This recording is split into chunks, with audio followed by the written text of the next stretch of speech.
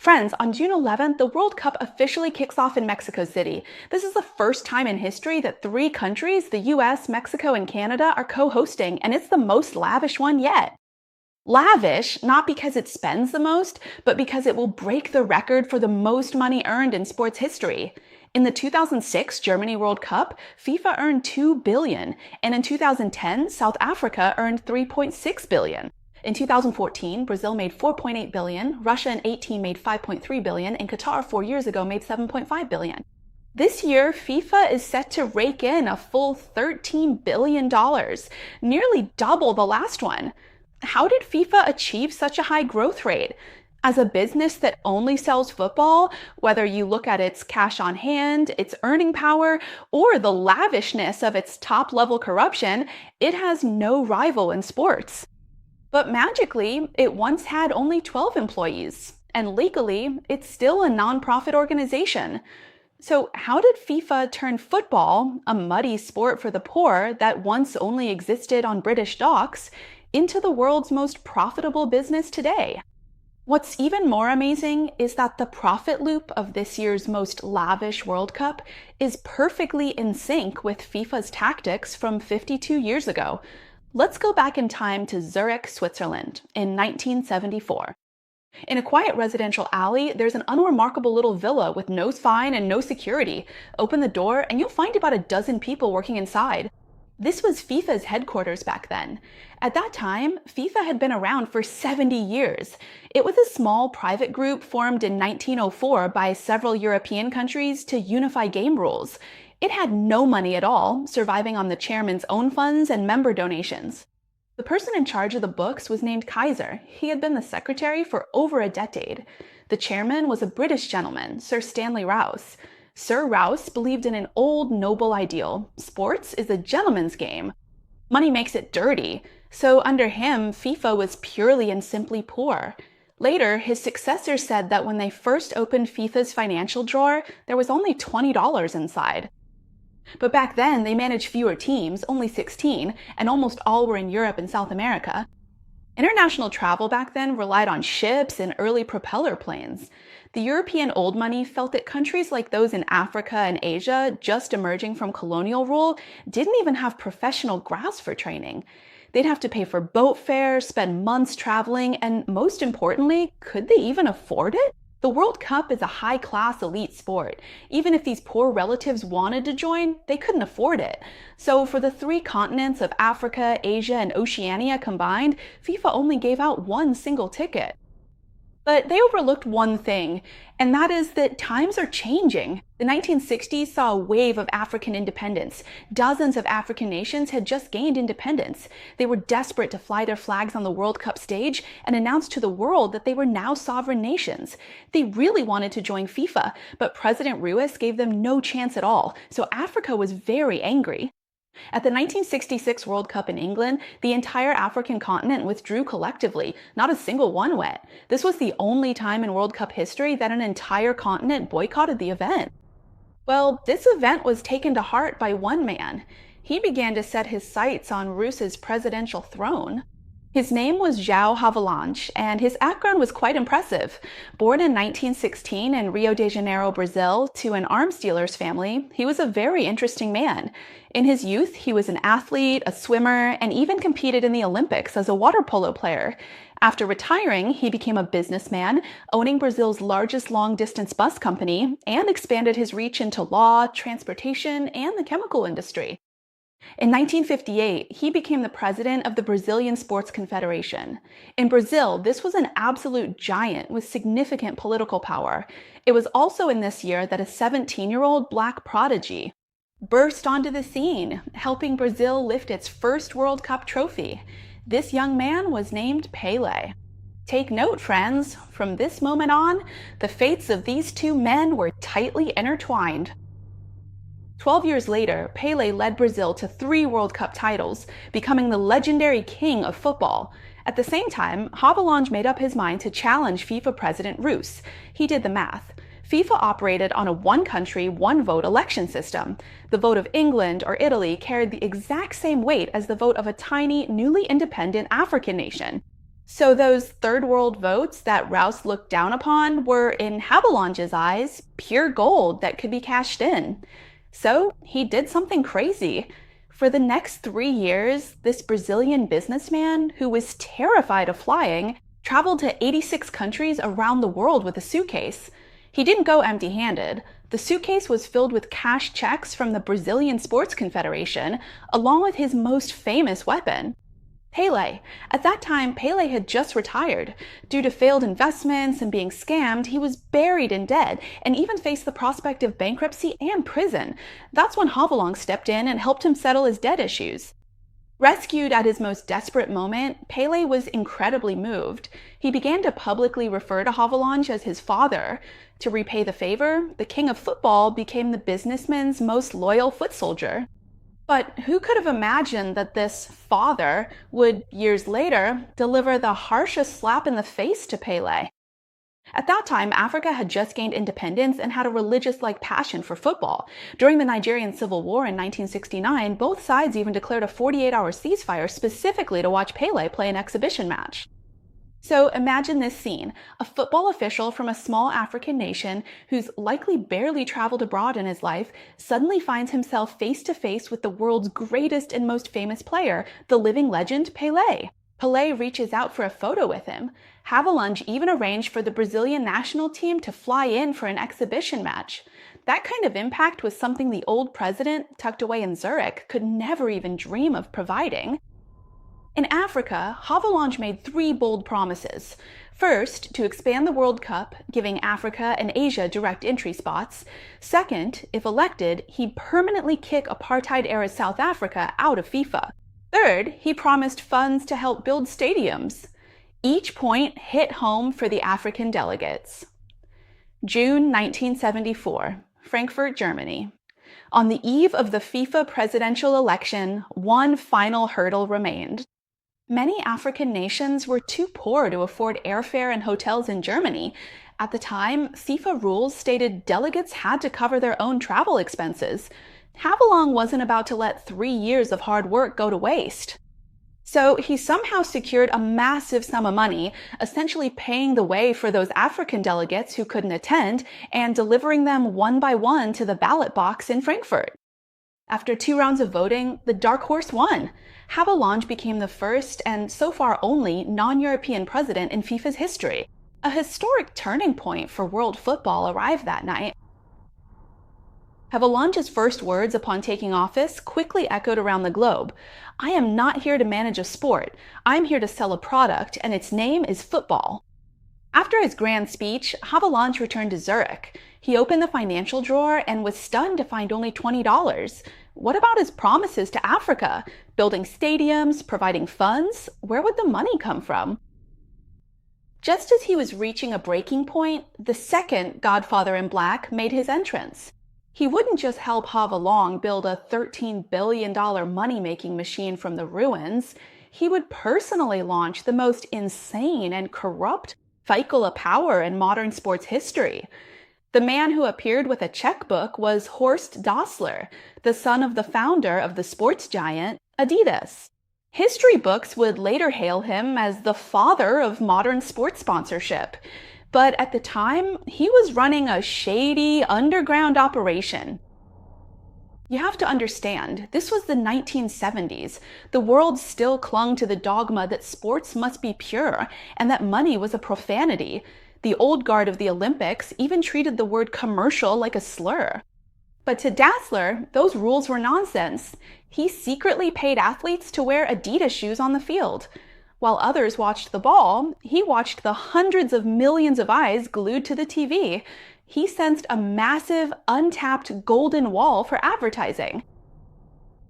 Dassler was joined by Patrick Nally, a British PR genius in his early 20s, brimming with ideas. These 2 business foxes found Havelange, who was desperate for cash. Over a single cup of coffee, the 3 hit it off and got straight to work. They cooked up a strategy that became the most profitable business model in modern sports history. The logic was quite simple. FIFA held the world's biggest football stage, the World Cup. Dassler and Nally's job was to package that stage and sell it to global corporate giants. Their first target was Coca-Cola. To land the deal, Dassler and Nally spent a year and a half persistent in their pursuit, even flying Havelange to the United States on a private jet. Ultimately, Coca-Cola shelled out $8 million. This sum set a record in sports history at the time. But this money wasn't just for the 1978 World Cup. It was a long-term sponsorship fee for a global football development program. Its real purpose was to help Havelange fulfill the promises he'd made to third world nations, to build stadiums and provide training. See?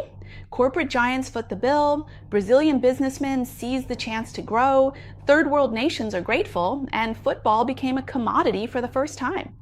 Sold with the clear price slot. Soon, FIFA, having tasted success, launched the World Youth Championship in 1977, with Coca-Cola as the exclusive sponsor. The logic was simple: get them drinking Coke while they're young. By the way, the man coordinating the project through this Coca-Cola sponsorship was a young Swiss named Sepp Blatter. You should remember that name, because he was the successor handpicked by Havelange himself. Years later, he would go on to rule FIFA for 17 years. After sponsorships, Havelange moved on to TV rights. Previously, FIFA sold them cheaply to national public broadcasters.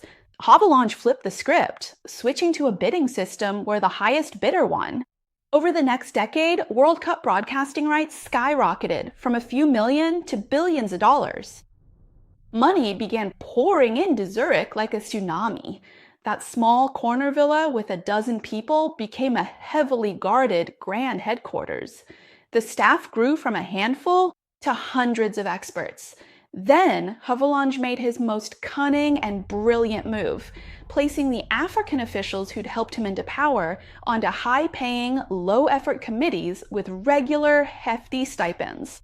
In this way, he used corporate money to build a loyal army of voters who would never betray him. From then on, he could be re-elected at will. To reward his loyalists, the World Cup expanded from 16 teams to 24, and eventually to 32. And Havelange sat in that chairman's seat for 24 years. Up to this point, doesn't it sound like a blockbuster? A poor kid's comeback, turning a rundown soccer club into a money-making business empire. But our story isn't over yet. Once an empire is built, the shadows begin to grow. The year was 1982. To keep a tight grip on global sponsorship and broadcasting rights, Dassler quietly registered a new company in Switzerland called ISL. What did they want it for? FIFA fed all the World Cup's commercial rights to ISL at ridiculously low prices. Then ISL would turn around, slap a new label on them, and sell them to Coca-Cola and major TV stations for 10 or 20 times the price. So where did that massive price difference go? At the time, an ISL executive named Weber had a big secret. He always carried a black briefcase while flying around the world. To meet big shots, he'd snap open the case and hand over stacks of Swiss francs in person. In 1987, cancer took Dassler. One of the two godfathers in black was gone, but by then, FIFA no longer needed a controller. This money monster had become a perfect perpetual motion machine, rumbling toward 2001. That year, ISL went bankrupt due to disputes over the loot. When the Swiss court went public with its secret ledgers, the whole world was shocked. The ledgers showed that in just 12 years, ISL secretly paid 138 million Swiss francs in bribes to global sports executives. And on this global corruption list were two very familiar names: FIFA's top leader, Havelange, and the president of the Brazilian Football Confederation, Ricardo Teixeira. Together, these two pocketed over $41 million from ISL. Actually, someone had warned about this Swiss court hammer blow 8 years earlier, and the very first whistleblower was none other than the king of soccer, Pelé. In 1993, Pelé, who had started a sports TV company, wanted to buy the broadcasting rights for the Brazilian League. Pelé's company offered the highest price, yet they didn't win the bid. Later, Pelé publicly alleged that his bid was killed because he refused to pay a $1 million kickback to the president of the Brazilian Football Confederation. And that president was Teixeira, who happened to be the son-in-law of FIFA's top leader, Havelange. From that moment on, Pelé and the Havelange family were at odds. Pele, who once saw Havelange as a father figure in his time of need, would soon face a fatal blow from him. Havelange didn't hesitate and soon showed his cruel side. In 1994, the World Cup draw was held in Las Vegas, with billions watching. The American hosts had even said that hosting a World Cup in the US without Pele on stage just wouldn't be soccer. But Havelange used his privilege to issue a strict order banning Pele from the stage. So in that day's global broadcast, Robin Williams was there, along with various Hollywood stars, but the one who once made the world go wild was missing. The king of football, Pele. And this ban lasted for a full 8 years. Once, this game belonging to the poor in the muddy docks of England was built into a mountain of gold in Havelange's hands. Behind the rise of this gold mountain was his father-son bond with Pele. But when the gold mountain became a perpetual motion machine of wealth, they turned against each other over interests. Their honeymoon period reflected the golden age of FIFA's rapid rise. Their fallout tore open a critical notice of FIFA being eroded by greed and scandals. In 2013, 96-year-old Havelange resigned as FIFA's honorary president amidst public outcry. The judge's final verdict? He was morally reprehensible. In August 2016, he passed away in Rio at the age of 100. Before leaving, he said, "When I took over FIFA, there was only an old house and $20. When I left behind assets and contracts worth over $4 billion. I think I did a bid job." Friends, what are your thoughts on these words? Do you think his achievements outweigh the condemnation? Or does the condemnation outweigh the achievements? Let me know in the comments. For this year's World Cup, FIFA is set to rake in a record $13 billion. Why can a non-profit organization make so much money from a single World Cup? The underlying logic is exactly the same as the business DNA Havelange built into FIFA 52 years ago. First is the expansion in scale. For this tournament, the number of teams increased from 32 to 48, and matches surged from 64 to 104. On the surface, it continues the grand narrative of letting more countries enjoy football, but at the business core, these extra 40 matches are essentially 40 ticket windows and 40 global broadcast primetime slots. Secondly, regarding costs, the rule of having the host pay the bill has been pushed to the extreme. In the 1974 model, Havelange's rule was that FIFA wouldn't pay for the tournament. Infrastructure and operating costs were all borne by the host country. And this year, co-hosted by the US, Mexico, and Canada, FIFA directly chose 11 existing world-class luxury American football stadiums. These stadiums also have the world's largest and most established collection of VIP luxury boxes. For this edition, FIFA's revenue from tickets and high-end hospitality alone exceeded $3 billion. Turning the World Cup into a luxury party for high-net-worth individuals, and finally, in terms of monetization, completing a precise harvest from B-end corporations to C-end fans. In the 1974 model, Havelange teamed up with Dassler to create an iron triangle mechanism, turning stadiums into giant billboards to knock on the business doors of Coca-Cola and major TV networks. And today, FIFA has found that corporate sponsorships alone can no longer satisfy its appetite. So, leveraging the dividends of the AI era, it uses algorithms to pass the pressure directly to ordinary fans. This tournament fully introduced something new, dynamic pricing, which pushes the official final ticket prices up based on buyer bidding all the way to $11,000. Resale prices on the secondary market have even soared to tens of thousands of dollars. FIFA has even established its own resale platform, taking a cut from both buyers and sellers, with at least a 15% service fee on every single transaction. This is FIFA's commercial report card for 2026, skyrocketing from $2 billion to $3.6 billion, then $7.5 billion, all the way to this year's record-breaking $13 billion. 53 years ago, FIFA was a nonprofit with only 12 employees. Now it has become a battlefield for global capital competition. Football is still football, but in that building in Zurich, it has become a highly sophisticated global capital game. With 53 years of commercial DNA and the support of today's AI, this FIFA wealth machine is accelerating wildly, roaring forward. But when the football joy of every ordinary person is clearly priced, this $13 billion mountain of gold that has risen ultimately becomes a massive fine issued to everyone who truly loves the game. What do you think? All right, that's all for today, friends. If you enjoyed this story, please remember to give me a like. If you have anything to say, share it with me in the comments. I read every single one. And for new friends, please subscribe to Real Viewpoint so you can see my new videos on your YouTube homepage. Please, friends, make sure to interact with me, because every interaction helps trigger YouTube's recommendation algorithm and spreads my videos further. Thank you all in advance. All right, have a great weekend, and I'll see you tomorrow at the same time on Real Viewpoint. Bye-bye.